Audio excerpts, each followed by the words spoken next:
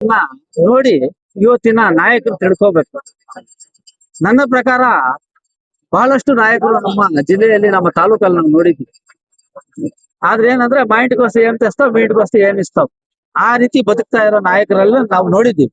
ಇವತ್ತು ನನ್ನ ಪ್ರಕಾರ ಈ ಕ್ಷೇತ್ರಕ್ಕೆ ಏನಾದ್ರೂ ಒಂದು ಮಾಡಬಲ್ಲ ನಾಯಕ ಹೊಸದಾಗಿ ಈಗ ನಮ್ಮ ಹರೀಶ್ ರೆಡ್ಡಿ ಅವರು ಬೆಳಿತಾ ಇದ್ದಾರೆ. ದೇವರು ಈ ಅಣ್ಣಮ್ಮ ತಾಯಿ ನಾನು ನೆನ್ನೆ ಬಂದಿದ್ದೆ, ತಾಯಿ ಆಶೀರ್ವಾದ ಪಡೆದ್ಬಿಟ್ಟು ಹೋದೆ.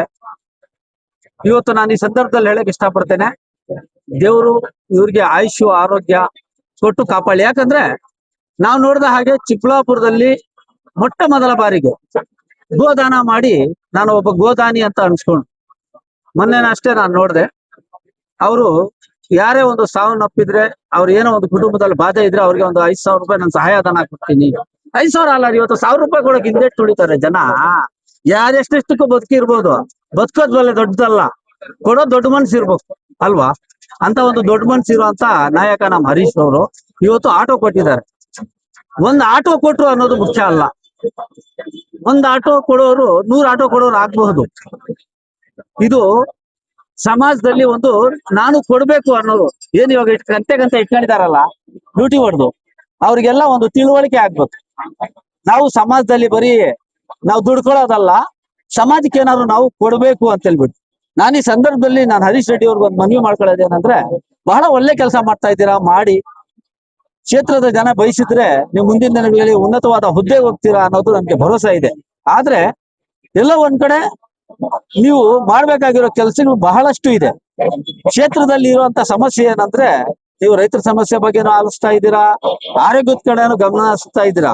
ಕ್ಷೇತ್ರದಲ್ಲಿ ವಿಶೇಷವಾಗಿ ಇರೋ ಸಮಸ್ಯೆ ಏನಂದ್ರೆ, ಇವತ್ತು ಬಡವರಿಗೆ ವಿದ್ಯಾಭ್ಯಾಸದ ತೊಂದರೆ ಇದೆ. ಅದೇ ರೀತಿ ಆರೋಗ್ಯ ಬಹಳಷ್ಟು ಮುಖ್ಯ. ಇವತ್ತು ನಮ್ ಗೌರ್ಮೆಂಟ್ ಹಾಸ್ಪಿಟಲ್ ಹತ್ರ ಹೋಗಿ ನೋಡಿ, ಬಹಳಷ್ಟು ಜನ ಮಾತ್ರೆಗಳು ಕಾಸಿಲ್ದಿರ ಒದ್ದಾಡ್ತಾ ಇರ್ತಾರೆ. ನಾವು ಕೂಡ ನಮ್ಮ doctor APJ Abdul Kalam foundation ನಿಂದ ಆದಷ್ಟು ಸೇವೆ ಮಾಡ್ತಾ ಇದೀವಿ.